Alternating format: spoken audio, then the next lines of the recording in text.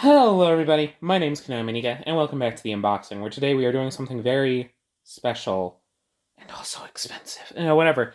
Spider-Man 2099, right? He's an interesting character design. Growing up, I kind of really wanted a Spider-Man 2099. I mean, they didn't make many toys of him, unfortunately, but he's got a cool character design. And thankfully, since he showed up in Across the Spider-Verse, he started getting toys again. So back when that happened, I picked up the Marvel Legends. I never unboxed it. I never did an unboxing video for it, but I do own it. And it's pretty alright, but something's off about it. I get it's based on concept art and it's a whole thing, and it's hard to capture exact animated characters, but, he's off. He's got a weird head. He's got slightly weird proportions, at least compared. I mean, he's got weird proportions all the time, but his proportions seem off in comparison to the film model. So then I waited even longer. And then an announcement was made that made me spend an exorbitant amount of money. So today, we are taking a long-belated look at the S.H. Figuarts Spider-Man 2099 from Across the Spider-Verse. And man, is this thing looking crazy. It's a larger box than really anything I'm used to, because, again, usually for S.H. Figuarts, I don't usually go for their hyper-big releases. The hyper-expensive releases, I usually try to stay under $100 where I can. I've broken that rule once or twice for things I was very excited about, including this. I think the only thing that, in terms of the money I spent for it, unfortunately, outclasses it, would probably be O's, Tajador, Eternity. But also, I love that figure. So hopefully I'll love this figure around the same. Even if I only like it half as much, it'll probably be a good figure.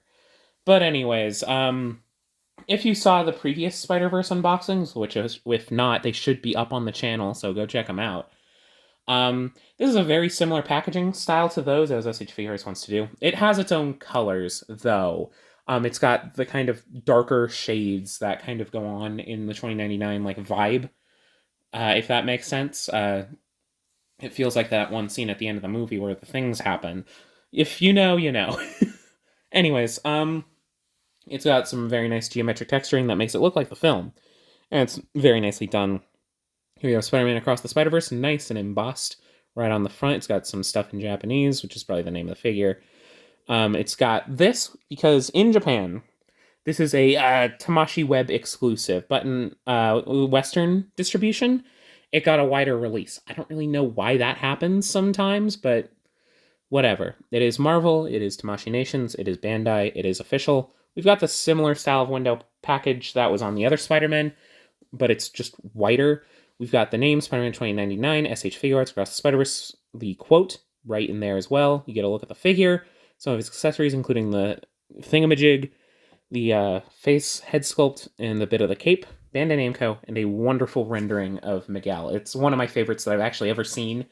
It looks very nice. I wish I had a full render, the full version of that render, so I could like put it up on like a poster or something. Anyways, the top, since it has more of the window, you get to see the top of him, and it just kind of says Spider-Man 2099 Across the Spider-Verse, as you do. The bottom has an image of White Miguel from the fucking prototypes, which looks bad. At least for the movie version. I know there's alternate continuities, it's a whole thing, but for this movie, that's far too light of a skin tone. Yeah. It's got his name, it's got the Bamco, because this is the Western release, so yeah. On this side, we get 2099 on a wall, where it says his name as well. On this side, it says his name, and he's using the thingamajig, and it's got a bit more of that render. And on the back, we get the usual promotional stills and whatnot, where he's flying through the air, like in that one scene with Gwen. We see that since it comes with the thingamajig for Gwen, it shows an image of Gwen using the thingamajig, or whatever, which is just a nice accessory to have. I'm excited. We got him up on a wall, him in a standard pose, showing off the cape, showing off the head, showing off the webs. Simple style and heroic action. So, without further ado, let's get into this thing. I'm going to be very careful, because again, this is very expensive, but it is a larger box than I'm used to. But I mean, it makes sense from what I've seen of his size, and like I can already kind of see how big he is. Which hopefully means this will feel worth it. Oh, the cardboard thing on the back is like an insert. Okay, I see you. Holy shit. It feels unreal until you get it out of the package fully. Because I know figures, I've seen some where they'll like heighten up the figure to make it seem bigger than it is. But here's the Marvel Legends Miguel O'Hara. Let's get him on the same level. You see, he's slightly bigger. Oh my god. He's so large. But yeah, this is everything that comes in the figure. It's got another one of those tools, which is nice that they all come with their own individualized tools, so you don't need to get some other figure for it. But yeah, let's open this. But yeah, for those of you wondering, this will go, if I do make a 2024 list, this will be part of that. I know some people got theirs in 2023, because they got the Japanese release, so they put it on their 2023 lists. I didn't get mine until, it is currently January 2024. So that counts it for the 2024 list. So, yeah. To me, he seems a bit sparse on accessories, but also he is large, so I think that accounts for it. So you got a long web effect. I kind of wish he came with 2 of each web effect, but he's got this web effect, this nice digitized web effect. Goes on the hand the same way as usual. But yeah, that is wonderful looking. Oh, that's so cool. It looks just out of the film. I guess it has a shortened version, depending on what poses and whatnot you want to do. That's so cool. I kind of wish it was kind of transparent, but yeah, that's fucking rad.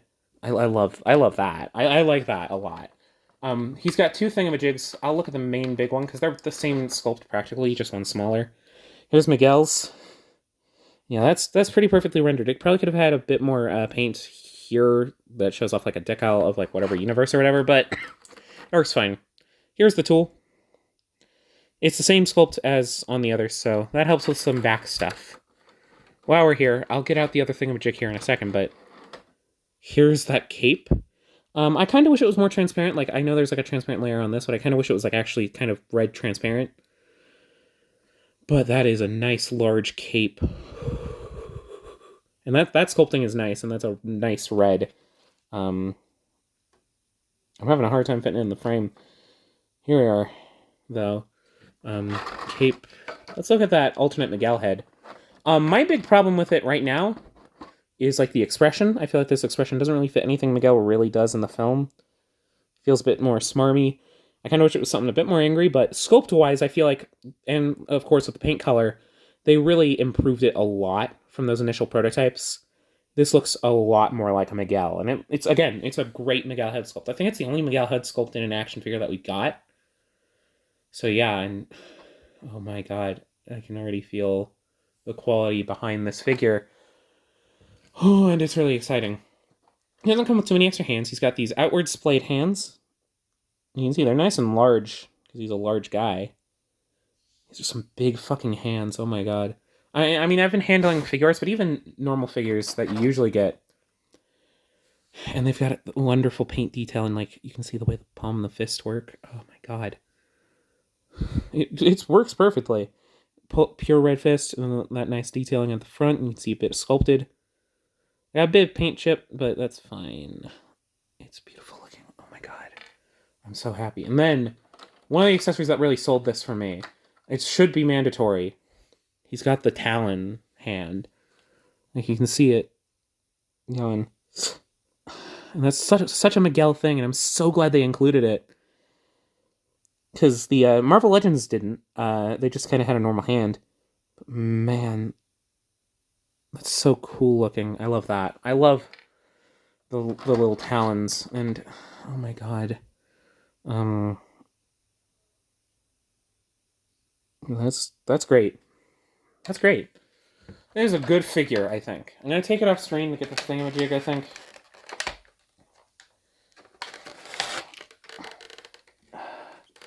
There, I got the thingamajig. Sorry, I just wanted to not lose it by putting it like that. Okay.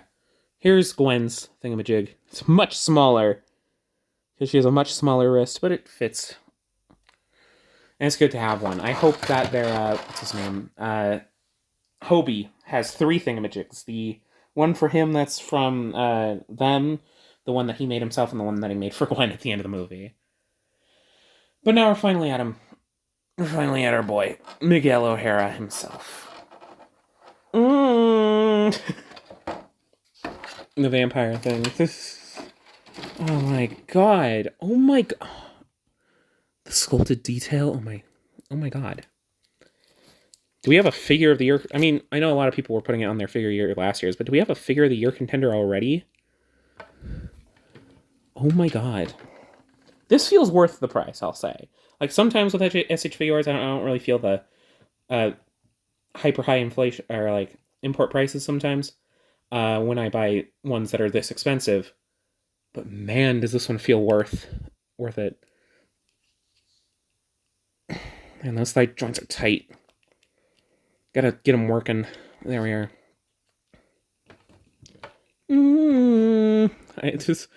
I'm sorry I'm being quiet, but I'm at a loss for... Oh my god. I'm at a loss for words. He looks just like Miguel in the movie.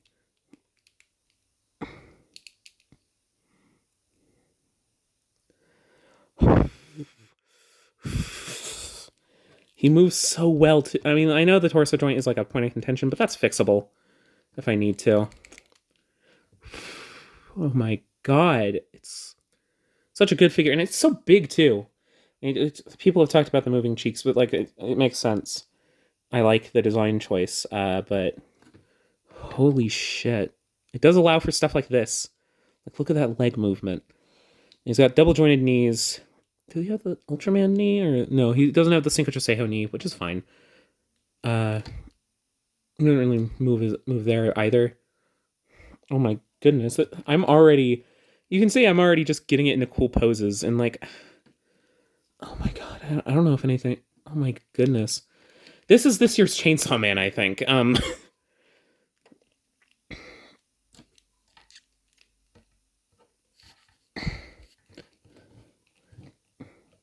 Yeah, I think this is going to be this year's Chainsaw Man, where this is the figure to beat. I think so far, and it's only January. So good luck figures like fucking Yamato or fucking Trafalgar Law. I believe in you. Balance is going to be an issue. I think that's going to be one of his bigger issues, but oh my goodness. But like in a stock standard pose, I think he can pose fine from what I've seen online. Like, he can get crouched down in like those hyper intimidating poses, but also he can just kind of stand there like he does in the movie heroically. And that really fits like the dichotomy of his character, at least from the way we perceive him in the film. I mean, he's in the wrong, obviously, but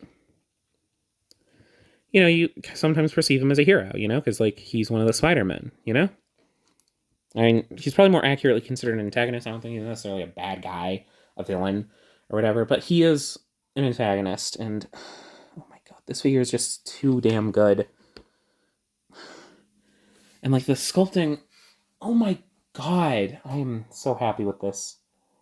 But yeah, I think I should cut it off here before I just spend an hour in silence in front of the camera messing around with him. Let me know if you like this video in the comments below. Let me know if I should get that Hobie Brown. Hopefully it's got a release by the time this video releases. I would hope so, given the insane gap in the production schedule for my videos. But anyways, like, comment, subscribe, do all that fun YouTube stuff. If you want to see more action figure content, hopefully, I do think I could probably review this guy at some point. You'll probably know if I do it or not, but I'm considering the concept of doing like shorts reviews since I don't really have time to do big, beefy videos all the time. Maybe just doing like a small scripted short might help me increase productivity and get my thoughts out on figures quicker. But let me know what you think of that in the comments below. But outside of that, yeah, I hope to see you in the next video, which I don't know what it'll be, but yeah. Bye-bye.